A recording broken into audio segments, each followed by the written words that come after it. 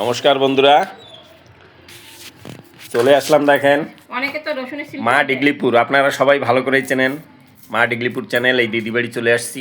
এই দেখেন, এই যে দিদি, হাই নমস্কার।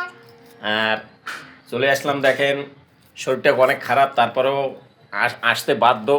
দিদির সঙ্গে কথা ছিল আজকের দিন আসতে হবে, তো দিদিরও অনেক কাজ ছিল, তার ভিতরেও দিদি আমাদের জন্য টাইম দিয়েছে।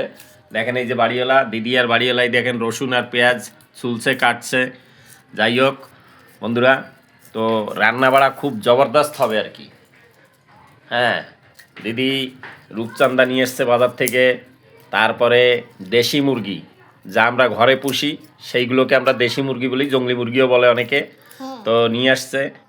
তো আমি তো এসেই বারণ করেছিলাম যে না দিদি আমার শরীরটা খারাপ, তো আজকে না হলে হয় না। তো দিদির কোনো রকম হবেই না, খেতেই হবে, থাকতেই হবে, করতেই হবে।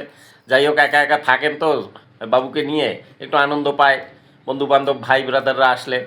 তো আমারও খুব আনন্দ ছিল বা আছে, নেই তা না, আমার যে আনন্দ নেই তা না। তো শরীরটা খারাপ করে একটু আনন্দটা কম আছে। যাই হোক, তো আনন্দ হয়ে যাবে।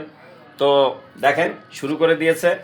তো আমি বাড়ি চলে যাবো এখন, গরু টরু বেঁধে আবার সন্ধ্যাবাতি দিয়ে টিয়ে সন্ধ্যার পরেই আসবো।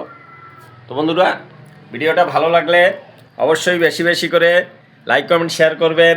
আমি নতুন, আমার পাশে থাকবেন, বেশি বেশি করে ভালোবাসা দেবেন।